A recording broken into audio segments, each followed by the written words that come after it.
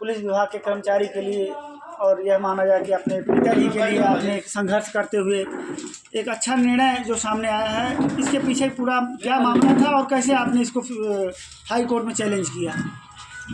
मामला सन 2013 में जब मैं क्लास 10th में था तो मेरे पिताजी बर्खास्त हुए थे। तो उस समय मेरा मन तो चला गया था एडवोकेसी की तरह।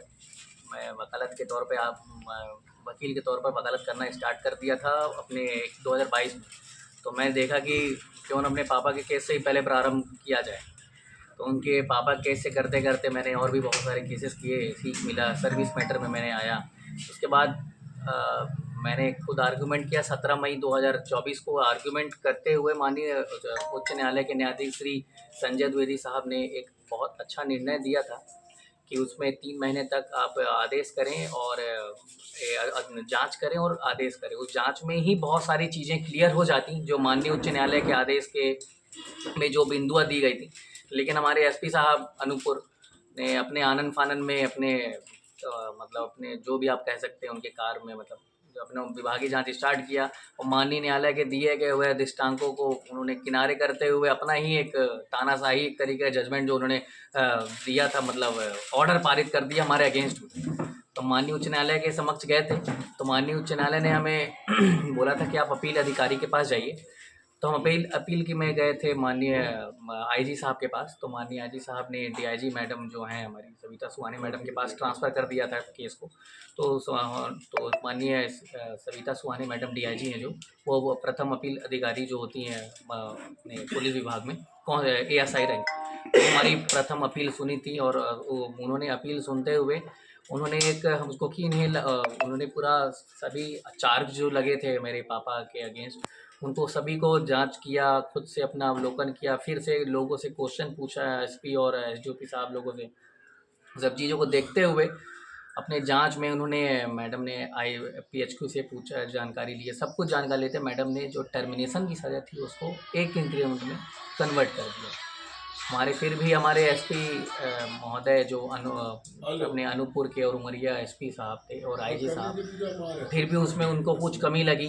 अब क्योंकि उनका मन था ही इनको वापस नौकरी में न लेने के लिए। अब माननीय न्यायालय के समक्ष हम वापस गए कि एक्चुअली क्या होता है कि पुलिस रेगुलेशन एक्ट के सेक्शन 270 में रिवीजन का प्रावधान है कि अगर कोई भी नीचे अधिकारी के जजमेंट से अगर कोई उच्च अधिकारी संतुष्ट नहीं है तो अपने उनके मैटर को वो रिवीजन में ले सकता है। तो रिवीजन में ले लिया गया था। तो हम माननीय उच्च न्यायालय के समझ गए तो माननीय उच्च न्यायालय ने उनके जो रिवीजन में लिया था उसको स्टे कर दिया था। एक तरीके से इंटरिम प्रोटेक्शन दे दिया गया था क्योंकि ऑल्दो ये इंटेंशनली कर रहे थे हमारे खिलाफ। तो माननीय न्यायालय ने इसको स्टे कर दिया गया। और ऑल्दो को कि इसमें कहीं पे स्टे के बाद ऐसा कोई है नहीं प्रावधान कि आपके डीआईजी के ऑर्डर हैं तो उसको डीआईजी मैडम के ऑर्डर को वो नहीं किया जाएगा, मतलब प्रेशर में नहीं लाया जाएगा। Although it was in operation तो उसको फॉलो करना चाहिए, बट ये फॉलो नहीं कर रहे थे। अभी मैं रिट पिटीशन लगाया जब था उसमें तो हमने माननीय न्यायालय से गुजारिश करी कि सर आपके आदेश के बाद भी इन लोग ज्वाइन ही नहीं दे रहे हैं। तो माननीय उच्च न्यायालय ने संजय द्विवेदी साहब की बेंच ने हमारे एसपी अनूपपुर साहब को और आईजी साहब को कंटेम्प्ट का सो कॉज नोटिस देते हुए उनको 7 तारीख को उपस्थित होने के लिए कहा था कि आप कोर्ट के अपने बिहेवियर अपने जो रूड बिहेवियर जो अपना रहे हैं, आप जो कोर्ट के ऑर्डर को नहीं मान रहे हैं तो आप इसमें आप हम कोर्ट को आके जवाब दीजिए कि आप ऐसे आप क्यों ना आपके खिलाफ दंडवत का क्रिमिनल कंटेम्प्ट चलाया जाए और आपको इसमें सज़ा दे दी जाए।